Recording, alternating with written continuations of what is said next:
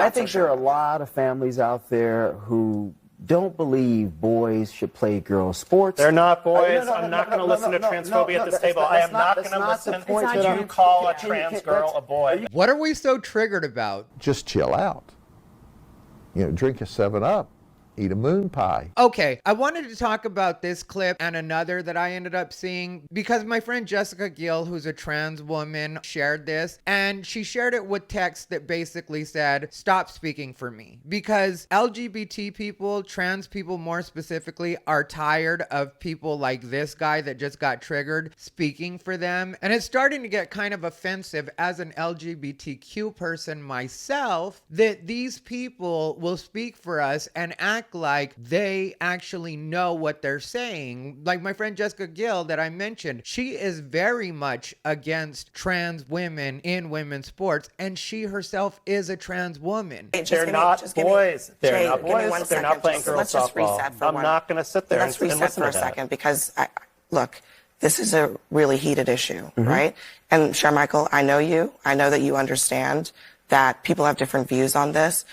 I think out of respect for Jay, like, let's try to talk about this in a way that is respectful. How about we be respectful to the truth? You can't handle the truth. I mean, if we're being politically correct, Shermichael could have said males instead of boys. Ew! It's a bunch of boys! But there really is nothing disrespectful about anything he said. And why does he have to be respectful in this context to that guy Jay when that guy Jay isn't even trans? He's offended for other people right now. And if we're talking about trans women in female sports, I think we need to remember the quote. The sport is not played by identities, it is played by bodies. What's up, everybody? Ty Rivera here, the absolute best LGBTQ comedian in the world. All right, we're gonna go on with this video in just a second, but first let me introduce the players. The one that got triggered is a rabbi and author by the name of Jay Michaelson, and Jay is running on old software. And the reason I say he's running on old software is because up until very recently, the strategy of getting offended as a defense mechanism and as a way of avoiding having to hear the truth was very effective. And as you just saw, it's going to work to a certain degree in this conversation, but that strategy is definitely on its way out. And the other guy that just called trans girls boys is a political analyst by the name of Shermichael Singleton, and he is running on updated software. And while in this argument he has had to fall back in order to respect the host and to also get his point across, you will see that in the coming weeks and months, people like him and the way he's speaking will become the more accepted way of doing and saying things. Okay, so let me rephrase this since I'm being targeted here. I don't. Just to be clear, you are not being but targeted. I am. But it's okay. I'm specifically saying that I know that you are not intending to be transphobic. He should know that I'm not. But he wants to sit here and bloviate. I'm saying you're using a phrase I want to that give you you an know. opportunity. So the way regular people interpret it, that's not which is why regular those people. ads were That's not regular people. There's no consensus that these are actually boys. Now that's just untrue, because when it comes to sports, the common consensus is these are boys in girls' sports. And like I already said, the more politically correct way of saying that would have been to use the term males. But I'm going to show you in a clip coming up that even that's become offensive. And I'll tell you what I think the strategy is behind that once we get to it. But to address what he's saying in this moment right here, the common consensus with the general public is that absolutely nobody outside of a very small group of trans activists and mediocre male athletes that want the advantage of playing against females, nobody believes that male athletes should be competing in women's sports. If you want to call it female sports and say that nobody believes that males should be competing in female sports, then say it that way. But however you say it, that's what the common consensus is. This whole thing about trans girls is a canard. The definition of a canard is an unfounded rumor or story. But 7 different schools have just forfeited volleyball matches against San Jose State because San Jose State has a male on their women's volleyball team. Boise State and the University of Wyoming have once again announced that they are forfeiting their upcoming matches without giving a specific reason why. Dana, that makes 7 games forfeited by 5 schools against the San Jose State Spartans women's volleyball team so far this season. Even their own teammates have complained about this. Brooke Slusser, the team's co-captain, who recently joined a federal class action lawsuit against the NCAA for alleged Title IX violations. Slusser claims in this lawsuit that one of her teammates, Blair Fleming, is a male who identifies as transgender.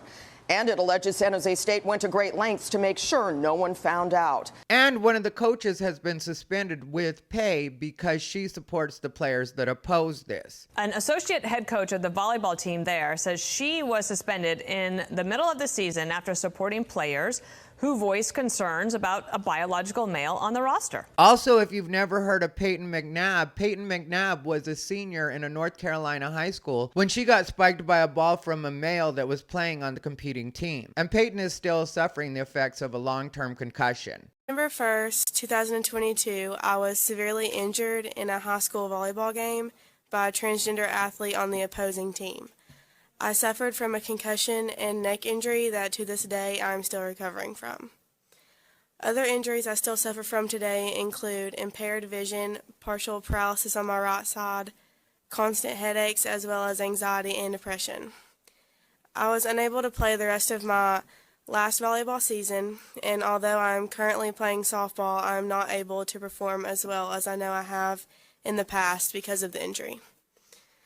My ability to learn, retain, comprehend has also been impaired, and I require accommodations at school for testing because of this. I've also covered several other instances on this channel of males competing in girls' sports. So how many does it have to be? How many young women have to get hurt? And how many young women have to lose opportunities for this not to be a canard to people like this? Oh yeah, before we go any further, please like, comment, and subscribe. We're on our way to 100,000 followers. We're making good progress, so please help me out. We're talking about a tiny, tiny sliver of the population. That may be the and case, we're using that my point in to terms take of away its healthcare from effectiveness. thousands of people. Hold on, just get to your point. My point in terms of its effectiveness.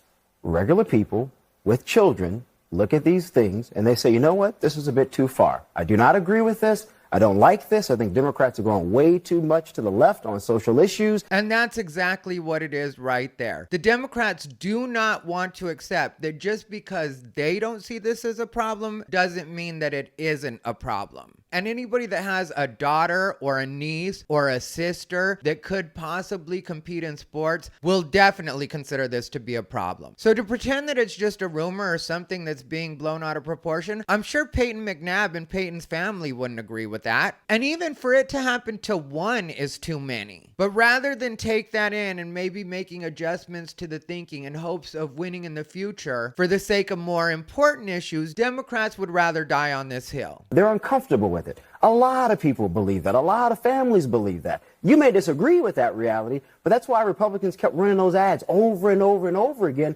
because they saw the metrics suggested that they were lying working. in those ads over and over again and using rhetoric like you just used, saying this is boys playing girls sports. Well, First of all, we're talking about what's the 5 language? people in the What's the entire language country. you would prefer? We're talking about trans girls being allowed to play with the people who are in their gender. And if you don't believe, you don't have to listen to me. Listen to the American Medical Association, the American Psychological Association. The American Medical Association. This is not about the Guys, right? just This is about trying. Okay, so if you caught that right at the end, what they were actually talking about when they ended up going off into this subject was the anti-trans ads that Trump had ran during his campaign and why they were effective. And maybe I'll make a video later on the ad specifically, but what I want to tell you right now is what the far left and the trans activists are trying to do right now and why it won't work. Like, if you notice, Shermichael also asked what language that he wanted him to use, and rather than answering that, Jay Michaelson went into a thing about how transgender girls should be able to compete with other people of their same gender. But hiding behind gender in this particular instance won't work, because it really is about bodies competing. So you either have a male body or a female body, and that would be the correct language. But now even that isn't considered the correct language, which is something that Representative Seth Moulton from Massachusetts just found out, and he also is a Democrat. We're getting some pretty heavy criticism from people people in your own party for something you said to the New York Times. I just want to read it for our viewers. You said, Democrats spend way too much time trying not to offend anyone rather than being brutally honest about the challenges many Americans face. I have 2 little girls. I don't want them getting run over on a playing field by a male or formerly male athlete. Notice, he used the proper terminology. He didn't say boys, he said male. And if you ask me, he was a little bit too nice. It's not something I'm going to come down on him for because I know he has the best intentions. But he was too nice when he said by male or former male athletes. There's no former male. There's no former female. We are born what we're born. We are what we are. And I think it's very important that we understand that our biology is our biology and our biology does not change. And I think this is where trans activists have gotten confused because for a long time, all of us, or at least a lot of us, were respecting their identities and the way that they chose to present. But the fact that you're either male or female doesn't change no matter how much we choose to respect your identity. Your identity is your identity. Your biology is your biology. And that's what everybody needs to keep straight in these situations. But as a Democrat, I'm supposed to be afraid to say that. And your fellow Democrat from Massachusetts, Congressman John Moran, who is gay, said on social media, quote, the only thing we here in Massachusetts shouldn't be afraid to say is that you should find another job if you want to use an election loss as an opportunity to pick on our most vulnerable. A councilman in your district called those remarks hate speech. You're getting quite a bit of pushback. I just want to hear what you think it all means and how you're responding to this. Yeah, sure. No, thanks, Jessica. Look, I was just speaking authentically as a parent about one of many issues where Democrats are just out of touch with the majority of Americans. And I stand by my position, even though I may not have used exactly the right words. But he did use the right words. He is a father and he has valid concerns. And so do all parents when it comes to this issue specifically. But the play from the trans activist in the far left is to make it so that there are no right words. That way nobody can discuss it. If you make the entire subject forbidden and make it so that nobody can ever use proper terminology or nobody can ever find the politically correct terminology in order to address it, then I guess we just don't address it. And the reason that through language they want to have it completely taken off the table is because no matter what you do, there's not going to be a compromise on this one. Males just can't play in female sports. There's no way to actually make that a level playing field, or more importantly, safe for female athletes. And John Moran, who referred to the trans community as our most vulnerable, in this instance, they are not our most vulnerable, and that is an emotional manipulation. The young girls and women who could be in physical danger and are also losing opportunities such as scholarships and in some cases careers in sports that they've dedicated their lives to are far more vulnerable than the males that know they have an unfair advantage and still insist on playing against them. And the people like John Moran that are standing up for males competing in female sports are really doing a disservice to not only the trans community but the LGBTQ community